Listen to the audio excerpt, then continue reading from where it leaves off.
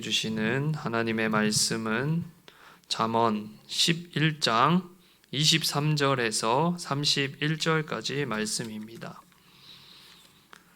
잠언 11장 23절에서 31절까지 말씀입니다. 다 같이 한 목소리로 읽겠습니다. 의인의 소원은 오직 선하나 악인의 소망은 진노를 이루느니라. 흩어 구제하여도 더욱 부하게 되는 일이 있나니 과도히 아껴도 가난하게 될 뿐이니라. 구제를 좋아하는 자는 풍족하여질 것이요 남을 윤택하게 하는 자는 자기도 윤택하여지리라.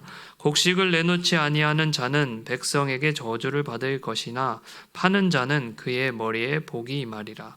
선을 간절히 구하는 자는 은총을 얻으려니와 악을 더듬어 찾는 자에게는 악이 임하리라. 자기의 재물을 의지하는 자는 패망하려니와 의인은 푸른 잎사귀 같아서 번성하리라. 자기 집을 해롭게 하는 자의 소득은 바람이라. 미련한 자는 마음이 지혜로운 자의 종이 되리라. 의인의 열매는 생명나무라. 지혜로운 자는 사람을 얻느니라. 보라, 의인이라도 이 세상에서 보응을 받겠거든 하물며 악인과 죄인이리요. 아멘. 할렐루야. 오늘도 은혜를 사모하여 나오신 모든 분들에게 주님의 넘치는 은혜가 있기를 축복합니다. 지난 시간에는 덕행과 근면에 대한 권면을 살펴보았습니다. 세상은 외적인 부분에 집중하지만 성경은 이 내적인 성품과 인격을 중시합니다. 그것이 진정한 아름다움이라는 것이죠. 그래서 우리는 예수 그리스도의 장성한 분량에 충만한 데까지 자라가야 하는데 그것은 우리의 노력이나 방법으로 불가능합니다. 십자가의 은혜와 성령의 도우심으로만 가능합니다. 그렇게 우리가 예수님의 성품을 닮아가면 나는 물론이거니와 다른 사람들의 영혼도 이롭게 하는 축복의 통로가 된다라고 말씀드렸습니다. 그리고 주님은 정직하고 근면 성실하게 살아가는 자에게 물질의 복을 더하십니다. 세상은 물질이 있으면 행복할 것이다 라고 말하지만 하나님은 이 하나님이 없는 물질은 그저 허무할 뿐입니다. 그러므로 우리는 썩어질 것에 대한 헛된 소망을 품지 말고 우리의 완전한 만족이 되시는 이 하나님께 마음을 두어야 합니다. 또 하나님의 자녀로서 무엇이 옳은 길인지 분별하며 그에 마땅하지 못한 삶을 버려야 합니다. 그렇게 날마다 하나님 안에서 정직하고 근면 성실하게 사시고 하나님께 소망을 두는 삶이 되시길 축복합니다. 또 주의 뜻을 잘 분별하고 순종하여 주께서 우리에게 예비한 모든 복을 받아 누리는 우리 모두가 되길 주의 이름으로 축복합니다. 오늘 본문은 악인의 소원과 의인의 소원이 무엇인지 그 결과는 어떠한지에 대해 악인과 의인을 대조하여 이렇게 설명하고 있습니다. 23절 말씀 다 같이 읽겠습니다. 의인의 소원은 오직 선하나 악인의 소망은 진노를 이루느니라. 의인의 소원은 오직 선하나 악인의 소망은 진노를 이룬다라고 합니다. 누가 의인이고 누가 악인입니까? 세상에는 의인은 없나니 하나도 없다라고 성경은 말하고 있습니다. 우리는 다 죄로 얼룩진 악인입니다. 그러나 자신의 죄를 깨닫고 회개하고 예수님을 찾고 구하는 모든 자를 하나님께서 의인이라 여겨주신다라고 하셨습니다. 뿐만 아니라 하나님의 자녀로 삼아주신다라고 하셨습니다. 그러므로 우리는 모두 다 여전히 악인이지만 하나님은 예수 그리스도의 십자가와 부활을 믿는 모든 자를 의인으로 여겨주셨습니다. 그렇게 의인이라 여김을 받은 자는 그 속에 하나님의 영인 성령이 내주하게 되는 것이죠. 성령께서는 우리 안에 예수 그리스도를 증거하며 이제 더 이상 자기의 육체의 소욕을 따라 살지 않도록 성령의 소욕을 따라 살도록 우리를 도우십니다. 따라서 성령을 받은 자는 자신의 소원대로 살지 않게 되는 것이죠. 이제 하나님의 소원을 따라 살게 됩니다. 빌립보서 2장 13절에 보면 너희 안에서 행하시는 이는 하나님이시니 자기의 기쁘신 뜻을 위하여 너희에게 소원을 두고 행하게 하신다라고 말씀하셨습니다. 하나님은 어떤 분이시죠? 선하신 분이시죠. 선함 그 자체입니다. 그러므로 성령의 인도함을 받는 하나님의 그 소원을 따라 행하는 이 의인의 소원은 오직 선할 수밖에 없다라는 것입니다. 그러나 악인은 어떻습니까? 악인의 소망은 진노를 이룹니다. 하나님을 모르고 살아가는 악인은 자기의 육신의 생각을 따라 이 영의 세계와 완전히 반대되는 헛된 소망을 품고 살아갑니다. 하나님의 뜻을 알 길이 없고 알아도 따를 수 있는 그 힘이 없다라는 것입니다. 그렇기에 공의로우시고 거룩하신 하나님의 진노를 이루게 되는 것이죠. 이처럼 하나님은 소망 없는 우리에게 찾아오셔서 우리를 의인이라 여겨주시고 선한 소원을 주십니다. 그 소원이 무엇일까요? 하나님을 사랑하고 이웃을 사랑하라는 소원입니다. 하나님께서는 우리에게 하나님의 사랑을 부어주셔서 하나님의 뜻대로 행하고자 하는 그런 마음을 주셨습니다. 우리가 사랑하는 사람의 소원을 들어주고 싶은 것처럼 이 하나님의 소원이 나의 소원이 되길 원하고 나의 소원이 하나님의 소원이 되길 원하게 되는 것이죠. 그러므로 하나님을 사랑하는 자는 자연스럽게 이웃을 사랑하고 섬기게 됩니다. 하나님께서 내 이웃을 내 몸과 같이 사랑하라고 하셨기 때문입니다. 주님이 그것을 원하시기 때문입니다. 이웃을 사랑하는 다양한 방법들이 있지만 오늘 본문은 재물에 초점을 두고 이야기하고 있습니다. 사실 우리가 재물을 어디에 쓰는지를 보면 우리가 무엇을 가장 사랑하는지 정확하게 나옵니다. 맞지요? 마태복음 6장 21절에 보면 예수님께서 말씀하셨습니다. 내 보물이 있는 곳에 내 마음이 있다. 이처럼 사랑하는 대상에게, 우리는 사랑하는 대상에게 재물을 쓴다는 의미입니다. 오늘 말씀을 통해 내가 재물을 가장 많이 쓰고 있는 대상이 누구인지 생각해보고 지금 내 이웃을 얼마나 사랑하고 있는지 돌아볼 수 있기를 바랍니다. 24절과 25절 말씀 다 같이 읽겠습니다. 흩어 구제하여도 더욱 부하게 되는 일이 있나니 과도히 아껴도 가난하게 될 뿐이니라. 구제를 좋아하는 자는 풍족하여 질 것이요 남을 윤택하게 하는 자는 자기도 윤택하여 지리라. 구제는 의인의 소원 중에 하나입니다. 구제를 통해 이웃사랑을 실천할 수 있지요. 이웃사랑을 실천하는 삶은 이 세상 논리로 보면은 손해보는 인생입니다. 지출보다 수입이 많으면 부자가 되는 것이 당연합니다. 그러나 성경은 말하죠. 많이 구제하여도 더욱 부하게 되는 일이 있다. 또 과도히 아끼면 부자가 되는 것이 당연한 것인데 오히려 가난하게 될 뿐이다. 이렇게 말하고 있습니다. 이것은 자연 법칙에 의하면 설명하기 힘든 부분이죠. 이렇게 말하는 이유가 무엇일까요? 이것이 사람들이 구제를 잘 못하는, 잘 안 하는 이유라는 것입니다. 부자가 되고 싶어서 부자가 되지 못할까 봐 혹은 가난하게 될까 봐 그런 것이죠. 그런데 오늘 말씀은 그렇지 않다라고 합니다. 이웃을 사랑하는 마음으로 구제한다면 오히려 더욱 부하게 되는 일이 있다라고 합니다. 항상 그런 것은 아니지만 그렇게 될 수 있다. 우리는 그렇게 될 수 없다 생각하지만 그것이 가능하다라고 이야기하는 것이죠. 저는 하나님께서 뿌린 대로 거둔다는 이 법칙을 만드셨고 약속하셨기에 하나님의 사랑을 실천하기 위해 구제를 행한 사람은 그 의의 씨를 뿌린 사람은 반드시 그대로 거두게 될 줄로 믿습니다. 하나님께서 반드시 부하게 하실 줄로 믿습니다. 이 땅에서 받는 물질이 축복이든 영적인 그런 복이든 무엇이 되었든지 간에 주께서 구제하는 자를 그냥 두지 않으실 것입니다. 반드시 복 내려 주실 줄로 믿습니다.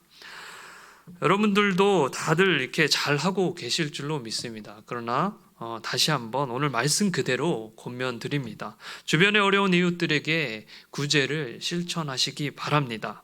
주께서 도움이 필요한 사람들을 보게 하실 것입니다. 붙여주실 것입니다. 그럴 때 마음에 감동을 주실 때 즉각적으로 순종해 보시기 바랍니다. 놀라운 일들이 벌어질 것입니다. 25절 말씀처럼 이 구제를 좋아하는 자는 풍족하여 질 것입니다. 내가 나눈 것 이상으로 주님께서 풍족하게 채워주시고 갚아주실 것입니다. 그렇게 계속해서 재물을 쌓으라는 것이 아니라 더 많이 나누고 흘려보내라 라는 의미입니다. 누가복음 12장 42절에 보면 주께서 이르시되 지혜 있고 진실한 청지기가 되어 주인에게 그 집 종들을 맡아 때를 따라 양식을 나누어줄 자가 누구냐라고 말씀하고 있습니다. 주님은 때를 따나 주님의 양식을 나눠줄 그 선한 청지기를 찾고 계십니다. 우리가 주님이 찾으시는 그런 선한 청지기가 되기를 소망합니다.